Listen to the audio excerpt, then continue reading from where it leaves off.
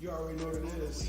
My name is Prince Cool. I have two special guests tonight. This guest, I mean, when I first came across his music and his platform, I knew that he was different. I mean, not too many people in Minnesota reached the milestone of 10,000 followers, 20,000 followers, 30,000 followers. We're looking at somebody with over 40,000 followers on Instagram, and he's only growing. This isn't something that happened overnight. He has been doing this for years, and I'm honored to have him on my platform and to introduce him to St. Paul and the entire state of Minnesota. Welcome to the show. Go ahead and introduce yourself. What do you go by? Yo, my name is Polo Smallzz. Grew up in Cambridge, and everything. We're back at it, New to the city, kind of, in a way. I've only been doing this for about a year. Okay. Cambridge where? Cambridge, Minnesota, over by North Branch and stuff. Okay. So how did you come up with your name? Talk about that, Polo Smallzz. So when I was like 17, I worked at a little fast food job in Culver's in Hudson, Wisconsin. And it just was kind of like a small group of people that we could rely on type thing. Polo stands for Players Only Live Once. So they started calling me Polo Albert, as Fat Albert, because, he was different. But then that kind of slowly changed to You're Killing Me, Smalls, because I just started cracking my shell and becoming more of a person and being, more of a human within myself, like learning different things, like, hey, my voice matters, my opinion matters, I am my own person. And that just kind of, grew into Smalls, and that just kind of stuck. Right. And I just kind of ran with it, it just kind of fits. And if you kind of look at the dude and kind of look at me in a way, it kind of looks the same. I ain't going to lie to you. Yeah, man, listen, getting right into it, one of the first things that I noticed, they say you had a tattoo. Facts. All nines or all sixes? 999. Okay, triple nines. Talk about it. What's the strategy or what's the thinking behind all nines? The 999 strategy is basically something Juice WRLD started before he passed away. It's to take any negative situation and make it a positive one, whether it be the worst of the worst, the best of the best. You just put your best effort forward, turn that into something greater than you could accomplish, within, just simple things like, just taking all like the hardships that you've ever dealt with, like depression, the anxiety, the suicide, thoughts, just everything deep, and just turning the best of it, like we all only got one chance to live, and just making that happen, Yeah. Talk about Juice WRLD in his untimely death. We just also lost one of the Migos. Yep, Takeoff. Takeoff. Were you a fan of his music? I won't lie to you, I didn't listen to a ton of it, but the songs like that I did listen to were on repeat usually. Yeah. I won't even lie to you. As an artist, when you think about other artists who lose their life, do you think about that being the same outcome from you? Does that cross your mind? I won't lie to you. I try to stay away from the situations that they try to be in. I won't lie to you, that's a hard question just because you never really honestly know. But I don't foresee myself being in a similar situation like that, but you honestly just never know. You never know when the money comes in or stuff changes or people change. Or life just happens. Depression can grow worse or it can get better. You just never know. So. And then in Juice WRLD, when you talk about Juice WRLD, you think about the opioids and the drugs and stuff like that. What do you think about as an artist, your generation, talking about that, living that out, fentanyl, pills, Percocets, and expressing that in the music? What do you think about that? If that's what you're really living by and that's what you're doing in your life, I guess that's what you're going to talk about, and that's just going to be what's influencing your music and your everyday patterns. But I feel deep down, like if it's something you're not really doing or portraying, I feel like you shouldn't be really talking about it or putting it out there because people really will listen to it. And it could just be the one song that you have that's talking straight up about it, and you could have, one person or 100,000 different people trying something new that they've never done before, and that could be the one time that they don't come back. Now, talk about going back into the 40,000. What is that like? A lot of artists won't even reach that milestone. What is that like having 40,000 people who decided to follow you on Instagram and to, see what your journey is going to be like? I think it's kind of crazy just for the simple fact is, like, it's a lot of hard work of just interacting with different people every day. Like, you wouldn't imagine how many people actually hit me up and say, how's life going? What can we do for you? How's, whatever it could be, whether it be, hey, can you help me out with a beat or a graphic design thing? Can you help me out with this song? It's kind of crazy just to put in all that effort and time into something and watching it grow. You can make a post, it could get 50 likes, or you can make a post and it get 2,000. It's just really what, the time spent putting the content you're putting out. And like you said, you do more than just music. You actually do artist development. We're making like graphics and different things like that. You talked about having an artist package where you can get them some type of write-ups and things like that. Yeah, Talk about that. yeah. I basically signed on as an ambassador with Peer Branding, and they offer very good sources for like blog placements and articles, like Lyrical Lemonade, Rolling Stone, Billboard, Hip Hop Weekly, all that, all the fun stuff. The Breakfast Club. I mean, really, it does just comes with a budget. If you get enough of them, like you said, you can pretty much get that blue check mark easy. They are the reliable sources. It's just putting that money forward. I won't lie to you, the budget's needed for it. But if you can put the money behind it, you're going to get everything out of it, really. I won't lie to you. So basically, let me sit back a little bit. You're not just thinking about your career in terms of just some type of viral sensation. You're actually doing the business of being an artist. Well, the one thing that I learned right away is you have to really learn the business first before you can really do anything. Like, you can make quality music, but at the end of the day, if you don't know how to market it and put it out, or make it appealing for some people, it's going to be hard. But I realized, like, if you put that time and effort into it and you do it all right, like, you can actually see something grow. I mean, I won't lie, I started with basically nothing at the beginning, and to grow into now, just to see it, like, the only thing I can really do is, get that budget right, get everything behind it, and actually push it to the people that want to hear it. And I mean, that is harder, to some people, but if you really sit back and think, there's a lot of people in the world that will listen if you put it in front of the right people. That's true. I mean, right now, you got the digital era, it's the digital age, and everything's on the internet. And talk about visuals. When it comes down to visuals, visuals are important to have as an artist, to be able to distribute those visuals, to be creative with those visuals.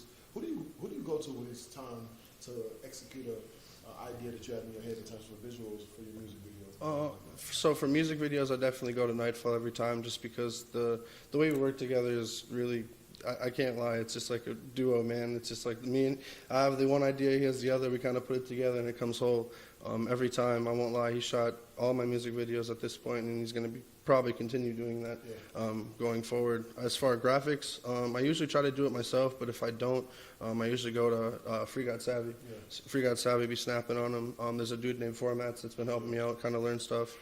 Jason Wade from High Caliber in Colorado has been kind of showing me what's up. But I mean, it's pretty much just like the same 4 or 5 people from my graphic, my cover art's my bad. But my music video, I won't lie, Nightfall's just been snapping. He's just been getting better and better. Oh, yeah. Now, does Nightfall also does he do music as well? Yep, he's an artist as well, yep. Because I think I seen y'all in the music video. Yeah, he be snapping on the features, I won't lie. Not just for me, for everybody, I won't lie. I won't lie, he's kind of slept on. Does he go by Nightfall as a rapper too? Correct, Okay. yep. Okay. How did y'all get connected? Honestly, random friendship kind of thing. I saw a post about him looking for an artist, and I was kind of, like I said, new. At the time, I was getting, I would say, probably used by a ton of people in the city at the time, so I was handing out money left and right, trying to find the right people to do business with. But at the end of the day, I finally found, someone, hey, looking for an artist, brand new opportunities, music videos, whatever I can do to support you. I met him one day. I drove an hour out to meet him in St. Paul, and then, after that, basically, it just grew into, like, really a lifelong friendship, So, anytime we do a song together, a music video, like I said, we just kind of collide, perfectly, and boom, we get it done. Now, when it comes down to performing, have you performed yet? I performed a couple of times, the Red Sea, Underground Music Cafe, and Part Wolf. What is that like, as a journalist, when I'm going on out there in the field and I'm actually watching artists perform and I'm seeing them doing what they're great at? Like, it's like watching like an athlete do what they love. Like, everyone's different. Like, everyone performs different. They bring a different energy. Some people want the crowd quiet. Some people want that, that crowd to be pumped. What's your presentation like when you perform? I won't lie to you, I'm still kind of nervous when I do perform, just because I am kind of newer at it, but I would say from where I started to now, it's definitely getting a lot better. Okay. Sometimes I do get scared just because there's, new people, or, you just never know if someone's going to like the song you're about to play, because sometimes you do want to try new sets or new songs. But I won't lie to you, it's been getting a lot better. It's just something that I've definitely had to overcome. Now, when it comes down to the music, how would you describe the messaging that you want to project out to your audience? I would definitely say, I'm just taking basically my pain, my stress and anxiety, and portraying it in a way that people can understand and relate to it. I'm not really trying to talk about things that I don't have, or I'm not trying to do I really just try to keep it like what's going on in my life. You know, I might talk about money a couple of times and stuff like that, but I mean, genuinely, I won't lie to you, it's about usually my pain, my depression, and what I'm going through at the time. Yeah. I think that's nice. And in town right now, we got Rod Wave. Mm-hmm. And so there's a lane for that. I think that he's brave enough to, you know, like get in front of the mic and say, you know, my heart's been broke so many times. So like, I mean, a lot of people, I mean, there's a lane for what you do and what you're trying to, you know, the messaging that you're trying to give to the people. And I think that like once you find, like not once you already have your 40,000, but once you have your audience, it's just about like feeding them like, you know, what they want. Like, cause like Trippie Redd, do you like his music? Yep, absolutely. What is it about his music that you like? You can just kind of hear the struggle that he's kind of been through and like the songs that he does. I'm not going to say I bump every song by him, but some of the songs that he, like I said, does make, you know, it just kind of puts you in a spot where like, you know, I've kind of been there. Yeah. Or, you know, like some of the songs, you know, he's kind of higher energy and you want to feel better about yourself. Yeah. You know, it just kind of the energy that he puts into the music, you can tell is there. Like he really wants to make music. Yeah. Compared to some people that are just trying to push out songs after song after song. Do you think that somebody that multiple people can make it from Minnesota? Like, could there be another KC Pluto? Oh, yeah, for sure. There's definitely a lot of talent, but I feel like a lot of people get lost early, and they kind of get kind of full of themselves in a way. And I don't mean it disrespectfully, but it's just kind of the truth. I mean, you get to a certain point where you start charging everybody a certain amount of numbers, and you try to put on a big persona that you're really not doing. And I'm not discrediting people. Like, yeah, they might be doing a bunch of stuff, but at the same time, it's like there's things that they could be investing more of their time into. Like a big thing is like watching people go out and party and do all this other stuff when they could be putting money into that one song that they have on their phone that they're trying to play at everybody at that club. And like I said, it's not a disrespect thing. It's just like seeing other people invest into the wrong things all the time, I feel, is just a big problem. Yeah. I mean, I look at it the same way. Like, there's a song, like when I'm in the gym, it's a song by like Luke Mills. He talk about partying every night, they'll do it for me. I'm trying to get cake. So it's like, I'm on the same page as you. Like, sometimes when it's time to go, it's Friday night. We could be really outside. So it's like, I think that like seeing somebody come out at 9 o'clock at night on a Friday night, that's like passion. And that's like, I'm like, man, when we were going back and forth in text messages, I'm like, man, this man he's serious about what he wants to do. And it's like, those are the people that I'm trying to connect with, those people who are seriously trying to push the culture forward.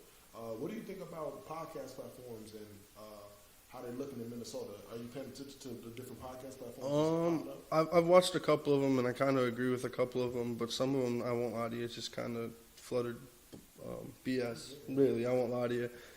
I feel like they could be really targeting certain things that are going on in the city that actually really matter versus, I don't know, just screaming and hollering and having a good party, basically. I feel like the whole business side is kind of lopsided on it, where it could be more focused. You know, I'm not saying you can't charge for your podcast, and I'm not saying, you know, all that stuff's not the issue. I'm just saying it could be more focused and drive to actually giving the artist, you know, a chance to grow coming onto your platform versus you investing into something and it just being a one-time thing we share 1,000,000 times and hopefully people watch it. Right. And that's just, I feel like if you have more replay value in the content, it'll probably do a lot better and it'll bring more people onto it. You know, it lasts forever. So it's just like, I don't think people really realize like you're wasting your time in a sense, but I don't mean that, you know what I mean? It's just kind of like you could be really focused and, you know, driven to a certain point where it's like we're actually seeing new people every week, and there's certain people that are like, hey, let's talk about this next week, and you're already booked out and you already have stuff planned because people are already telling what to do. He's sharp. I mean, he's sharp. I mean, how old are you? 25. Oh, yeah, you're sharp. You're sharp, man. Are you underneath any labels or any management? I'm on both sides of the fence. Okay. Under Nightfall, yeah. Okay. So meaning like under Nightfall, he's also like a manager too? Like, basically manager, CEO, you know, videographer. Okay. He's basically everything for me at this point right now. I like that. So I gotta meet this guy then. I mean, I've been hearing his name circulating in the city. Never got to meet him.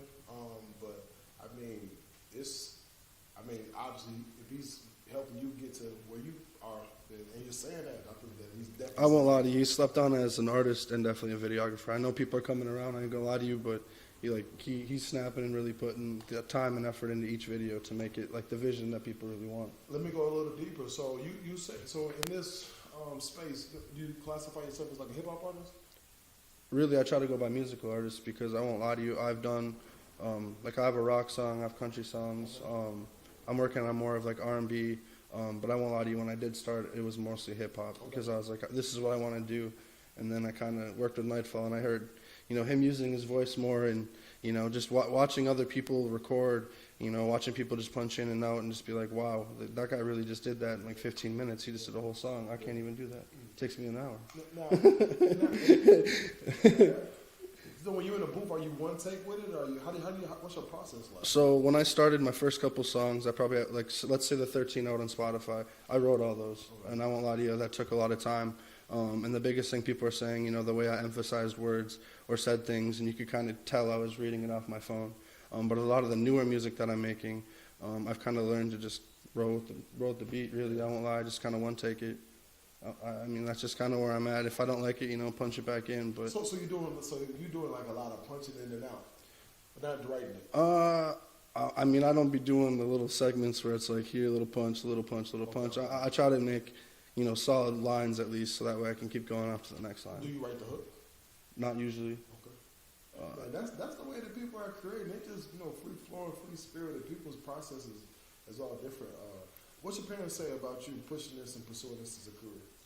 At first they thought it was kind of crazy, like, you ain't gonna make no money or do nothing like that, and no one's gonna listen to your music. And I said, it's not about the money, and it's not about the people listening, it's just me expressing myself.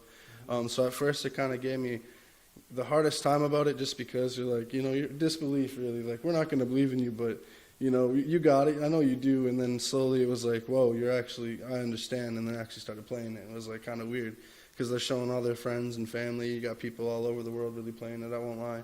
Like, my stepmom is from the UK, and she got people over there playing the music and everything. Like, it's just kind of weird to see how they didn't believe at the beginning, but then they just kind of cracked their shell. We're like, all right, we're going to show everybody. So if they're playing it over there, we can call you an international artist. I mean, I'm not going to say everybody's playing it, but theoretically, it's true. As long as it's played by one person in another country, in another continent, you're international. I see some of the numbers that you had posted. I've seen some of the 30,000 even years ago. Before we go, I'm going to ask a couple more questions about childhood. I seen when early on you were playing football. Did you just give it up early? I won't lie to you. I was a bigger dude and I had asthma, and it was, I got to I won't lie to you. Middle school was cool. I was playing with my friends. We're having a good time. It was a blast. I got to high school, man. I was like, I could put in the work. I could be doing this, but it's not fun anymore.